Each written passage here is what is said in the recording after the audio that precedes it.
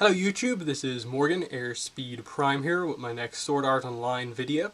This one's going to be my review for Sword Art Online Girls Ops Volume 1. It's a manga. Original story by Reiki Kawahara, art by Neko Bio, and characters designed by Abek. So first of all, I suppose, what is this? It is a spin-off manga. It's official, it's canon as far as I'm aware, and it's basically just a chance to give characters like, as the cover suggests, Silica, Liz, and Leafa a bit better chance to be in the spotlight as main characters of this series, because obviously most of the main story stuff focuses on Kirito, Asuna, and so on. So it's an interesting concept to just give these characters more of a spotlight, and ultimately it actually works quite well. It's nothing, I think, mind-blowing in terms of story additions or developing these characters, but it's fun to just see that not everything revolves around Kirito, that it's mainly just that there is this pretty big group of SAO survivors that are in kind of Kirito's friend circle, but within that friend circle there are kind of closer groups of friends even then. So there's obviously like Kirito, Asuna, and like everyone else, but there's also like, okay, Kirito and Asuna are dating. Liz and Silica, we always know, are very close. And then this kind of book series establishes that kind of Leafa is kind of like the third member of their group, kind of. And then like Sinon is kind of much closer to kind of Kirito and Asuna than kind of maybe anyone else. And then Egil and Klein are kind of more on the outside as well, and they kind of just come in for the big moment. So like it's stuff like that, just getting kind of more of those dynamics out. But yeah, let's get into the story. The story focus here, as much as it is ultimately more focused on Kirito, on Leafa, Lizbeth and Silica, the focus is actually on a new character that they introduce here, whose name is Kuro, or as we get at the end of this, Lux, and her real life name is Hiyori. Now, it's one of those things where like I actually like her as a character, but it does mean that the sort of goal of this series doesn't get accomplished all that well, because I would say the series is primarily focused on Lux and Silica. Silica is kind of the main focus of these three in terms of this book. Lizbeth and Leafa, of course, have their moments, but it's the core of this is kind of they meet Kuro. Silica basically decides, I want to help her, like Kirito helped me. And that's the kind of core of it. That Silica is perhaps one of the weaker members of the group, and so too the stronger members of like Lizbeth and Leafa help her to accomplish her goals of helping Kuro, who is established to be an SAO survivor, who has obviously experienced a huge loss within the game, and is kind of going on a solo path within this game to kind of try and remember the person who sacrificed herself for Kuro. So the basic gist of the story is that a new quest has been added to ALO. It is an SAO quest that has been kind of updated. It's to get this special item, Angel Whisper Rings, which are basically these rings that you can give to your friends and you can send them voice messages with. It's meant to be a kind of quite romantic thing, but they kind of establish here that just among close friends they want to do this just for the functionality of it and the meaning behind it as well. So Silica, Liz and Leafa obviously want to do this. Silica and Liz, because they know about it from SAO, and then they decide that, hey, we'll get Leafa in on this as well. She won't know what the quest is about, it'll be fun that we know what's kind of happening, she won't. And early on in the quest they meet Kuro. Now, the thing with Kuro is that when they initially meet her, the key thing is that she looks very, very similar to Kirito. So you can see it here, and they initially think it is Kirito, and then they're like, okay, it's not, but it still must be a guy, and then later on the reveal that she's a girl comes out. It turns out that it's actually completely random. She just started this game, chose a random character appearance, and it happened to be look like Kirito. So she decided, why not? I'll get two swords, I'll put on some black gear, and I'll do it kind of in honor of Kirito. She's not trying to impersonate him as such, she's just trying to kind of be a little bit like him because he is a hero of hers, having saved her from SAO like everyone else, and she's going to try and basically channel his strength to basically protect everyone that she can, but it's very clear that she is somewhat of a solo player. She's doing it so that she alone can protect everyone else, but she doesn't participate in parties. So it's kind of like post Moonlight Black Cat Kirito kind of style that she's going for.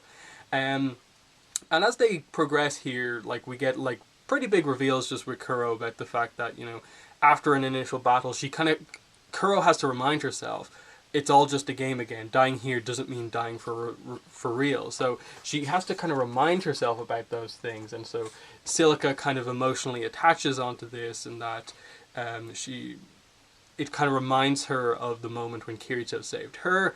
She wants to save Kuro in that way, like help her in that she's gotten so much strength from Kirito. I want to be that source of strength for Kuro as we kind of get here. And fundamentally that's it. That's the kind of character focus of the book in terms of the three, you know, girls from the cover.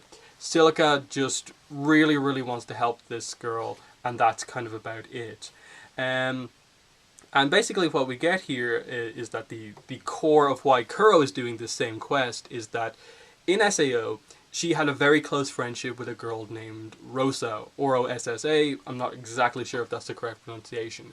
But anyway, Rosa gave Kuro one of these Angel Whisper rings, but later on in the game died protecting Kuro from an enemy attack. So that is the death that Kuro witnessed happen right in front of her. That is the kind of moment where Kuro stopped kind of really trusting people, stopped partying up and becoming friends with people, because that is just, you know, you get in too close, it's just asking for hurt to happen when someone does die. And she's kind of continuing that kind of attitude into this game, and that even when our girls want to help her, she refuses their help and wants to go on along with the quest alone. They eventually catch up to her because of Silica's kind of desire to help, and they kind of do the next fight together. But in the tough room just before the boss, Kuro is kind of getting low on health. She's about to basically be defeated, and Silica steps in front of an attack to protect her. And it's in this moment that Kuro is reminded of what Rosa did. So basically you get this really nice kind of panel here where what Kuro sees is basically Rosa, but what's actually happening is that Silica stepping in. It's actually really nicely done, and it's just, this is the moment where for Silica it should be this moment of like, you can trust us, we will help you, we are not going to die like she did. But instead it just reminds Kuro of what happened before, that her strength isn't enough to keep everyone safe, and she kind of panics in battle as they immediately transition into the boss battle. So they're basically down a member of the group going into the boss battle alone, and it's a really tough situation. And what happens here is basically Silica talks to Kuro as Leafa and Lizbeth basically hold off the boss by themselves. This is their big moment in the book. It's just, they know that this is Silica's big thing that she wants to do, so they give her the time. They hold off the boss until she can get Kuro going again. Eventually it works because basically Silica basically explains Kirito in detail to Kuro. And the idea here is basically just that, you know, the hero Kirito that you worship, the one who saved SAO, wasn't alone. Kirito said that it was everyone who lived through SAO that succeeded in freeing it. Those in the lower and middle floors who supported us, those in the front lines who fought alongside of, those precious souls at our side. It was through a great many people coming together that we achieved our goal. That's what he's like. And it's why we're able to fight at his side. Because ultimately Kirito in the end realized that the people around him were important. And it's kind of this moment like that highlights to her that she idolizes Kirito, but didn't fully realize that he wasn't just this loner black swordsman who was amazing and protected everyone on his own, that he did it with the help of people around him, and that's what she needs to do as well. She gets back into the fight, they do together, through teamwork, defeat the boss, they get their Angel Whisper rings, and they all exchange them together, not before Kuro accepts a party invite from everyone and becomes friends with them. Outside of the game, she meets up with them because obviously she's an SAO survivor. She knows where the SAO school is. She transfers to that school, and it's revealed that her name is Hiyori Kashiwazaka, and she meets up with the girls, and you can see her here.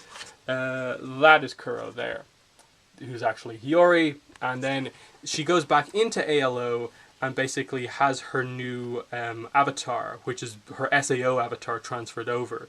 And it's interesting in that it looks obviously exactly like her, and it's kind of a new start for her.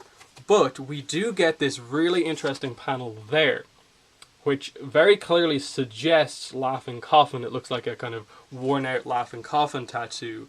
Leafa is the only one to notice this, and not being familiar massively with the game, she's not fully sure what it is, but is suspicious of it. But we don't get much more than that, because we just kind of transition out of that and end the story with just we have a new girl as part of the group. She's going to help them, they're going to help her, they're a team now, and so on. And they set up the next volume by basically saying, our items got pretty messed up during the this quest. How are we going to heal them, get them fixed? And Lizbeth is just like, I got a referral from Asuna to Ashley, the Taylor character from SAO, who is also in ALO. She will help us, basically, if we go to see her. So that's the setup, that they're going to go get their clothes repaired by going to see Ashley, and that's the setup for next volume.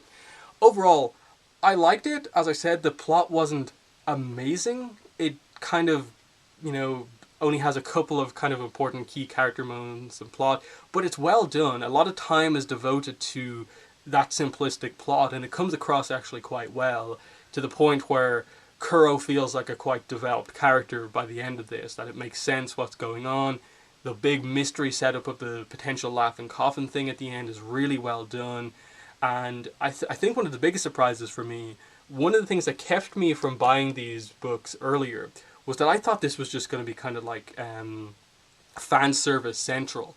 But there's really very little fan service within this volume. Just one or two little moments, but nothing more than what the show does or any other anime really would do.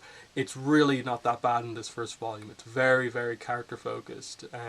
But as I said, Leafa, Lizbeth are interesting, they're fun, they're in character, but they're not a focus of this book. It's Silica and Kuro Lux who are the focuses, and what we get of them is well done, but it's not anything huge. So that's what I'd say with this. If you really want to know everything about SAO, all of the side stuff, this is worth getting. If you want really big stuff, it's maybe not enough for you in that front.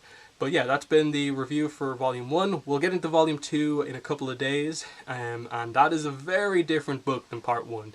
I'll explain that when we get to it, but I'll just end by saying links to my Twitter, Tumblr, Patreon campaign, and PayPal donation link are in the description. But that has been today's video. Thanks for watching, and bye.